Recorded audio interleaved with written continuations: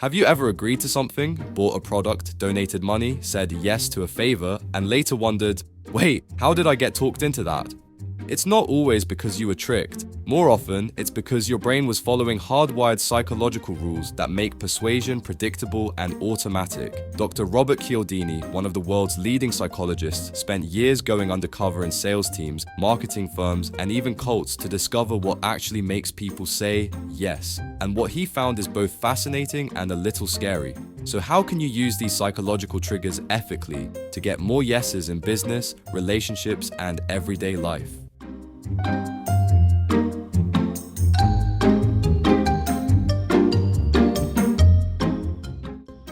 Let's start with the first, and maybe the most powerful one. Reciprocity, the rule of I owe you. Ever finished your meal at a restaurant and noticed the waiter leaves a small mint with the check? Seems like a small gesture, right? But here's what's crazy, it actually increases tips. Cialdini found that when a waiter gave a single mint, tips increased by 3%. When they gave 2 mints, tips jumped by 14%. And when the waiter left 1 mint, walked away, then spontaneously came back to offer another mint, saying, just for you, tips skyrocketed by 23%. Why? Because it felt personal. Customers felt like the waiter had done them a small favor, so they reciprocated with a bigger tip. This is reciprocity in action. Even tiny, unexpected gifts make people want to give back. And that's why the best salespeople, business owners, and negotiators always lead by giving first. Because once you create that feeling of obligation, people are far more likely to say yes. Now, if reciprocity gets people to say yes once, this next principle makes them say yes again and again, even when the deal changes. Commitment and consistency, the power of small yeses. Imagine you're out looking for a car, unsure if you really want to buy yet. You visit a few dealerships and then one salesperson makes a special suggestion. What if I could get you a 20% discount? Would you take it? It's just a hypothetical, so you say, yeah, of course, for 20% off, I'd take it. No risk, no commitment, just an easy yes. But over the next few days, something shifts. You start picturing yourself in the car, you tell your family about the deal, and in your mind, you've already decided, this is your car. Then the dealership calls back.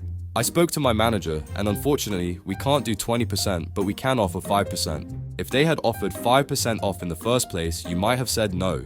But now, you've already committed. You've gone through the process of accepting the idea of owning the car, and suddenly, 5% feels good enough. This is commitment and consistency in action. Once someone says yes to a small step, their brain pushes them to stay consistent with that decision. That's why companies offer low-cost trials, because once you commit even a little, you're more likely to stick around. It's why salespeople start by getting you to agree to something small, because once you say yes, the next yes becomes easier. It's also why smart leaders get their teams to publicly commit to a goal. Once they've said it out loud, they feel pressure to follow through.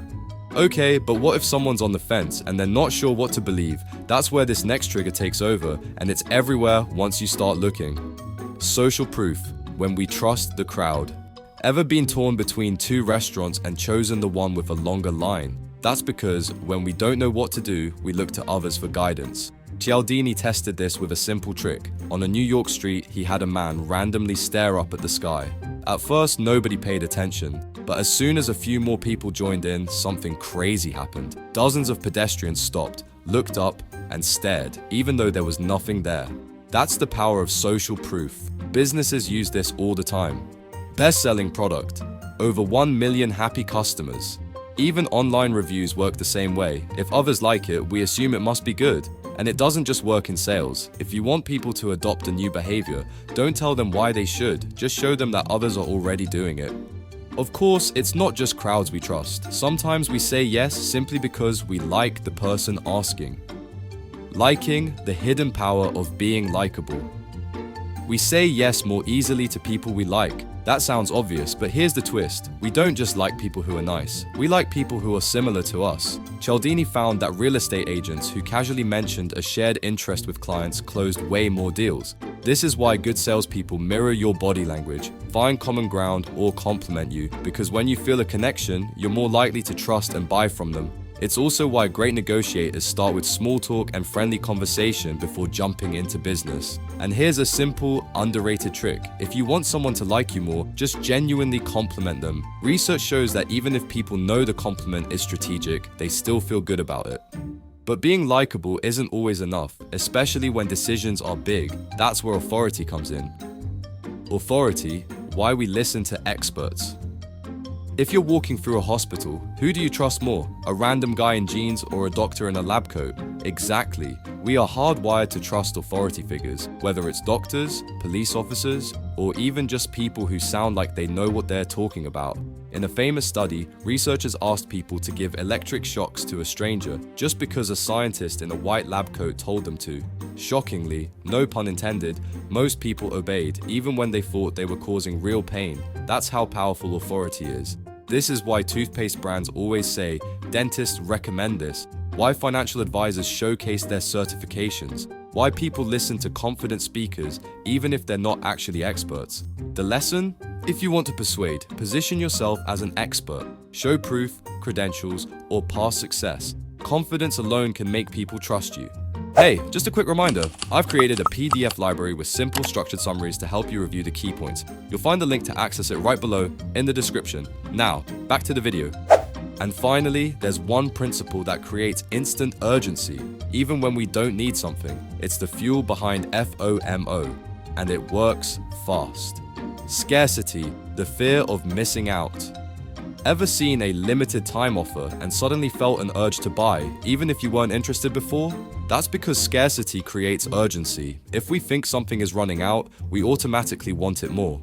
Cialdini tested this with cookies. When people were given 10 cookies, they rated them as pretty good. But when the cookies were limited to just 2, suddenly they were way more desirable. Businesses do this all the time. Only 3 left in stock. Exclusive deal. Expires at midnight. Airlines, fashion brands, ticket sales, they all know that when we think something is rare, we don't want to miss out. And this isn't just for sales. If you make yourself too available, people take you for granted. But if you're a little harder to access, people value your time more. Now you know the 6 invisible forces that shape almost every yes you've ever given or received. Persuasion isn't about tricking people. It's about understanding how people think and making it easier for them to say yes. So here's a quick recap of the 6 principles. These are your mental shortcuts to ethical influence. Give first.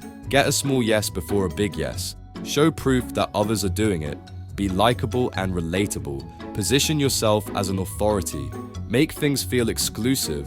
Once you see these principles in action, you'll never unsee them. Which of these have you noticed in your own life? Drop a comment, I'd love to hear. And if this helped, hit like and subscribe so you don't miss more insights like this. Until next time, stay smart, stay persuasive, and use these principles wisely.